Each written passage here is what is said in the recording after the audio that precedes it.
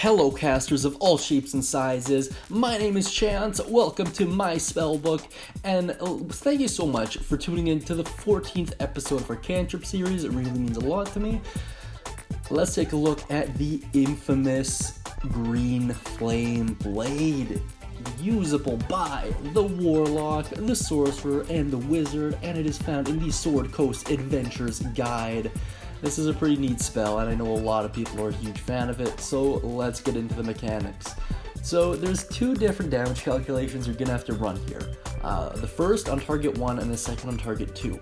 So target 2 is an adjacent target within 5 feet. I'll get into that a little bit more so later on. For the first target though will be your initial damage. So at first level you actually don't get a bonus to initial damage, but at 5th, 11th, and 17th level you get an additional d8. So at 5th level it's 1, at 11th level it's 2, and 17th is 3.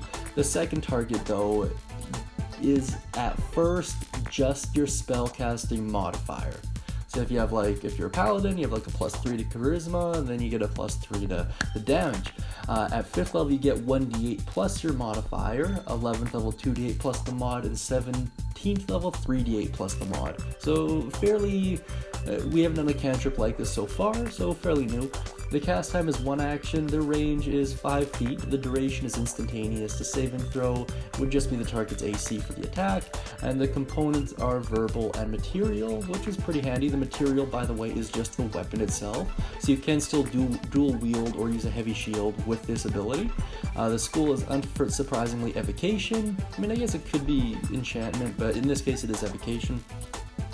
And the damage type is unsurprisingly fire.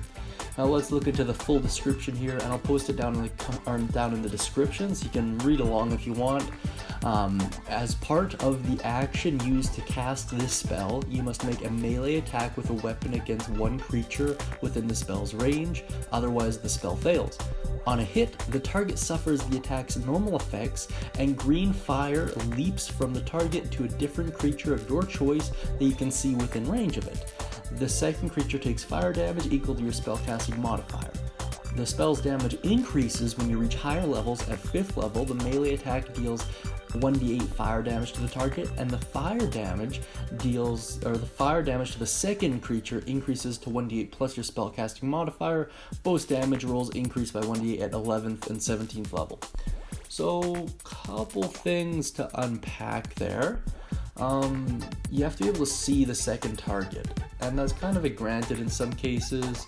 I don't think Acid Splash has that caveat to it though, so that is interesting. So not only does that prevent invisible enemies, but it also won't affect mimics as well, which is, a couple of these cantrips can, but this one really can't in this case.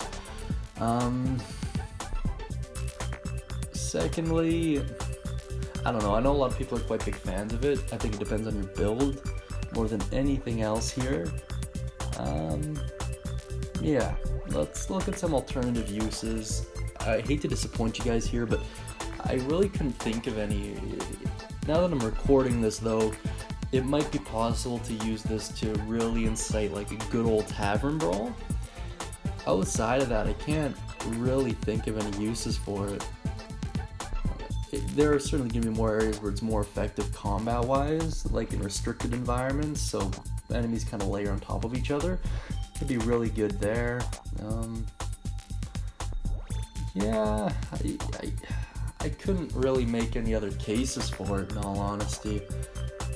If you have any ideas though, please feel free to comment down beneath. If you have any cool stories attached to this cantrip as well, that'd be great. I know it really is a staple amongst a lot of different classes. Hexblade Warlocks really like using it.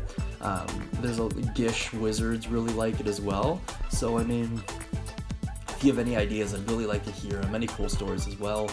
With that, I hope you guys have a great day and happy casting.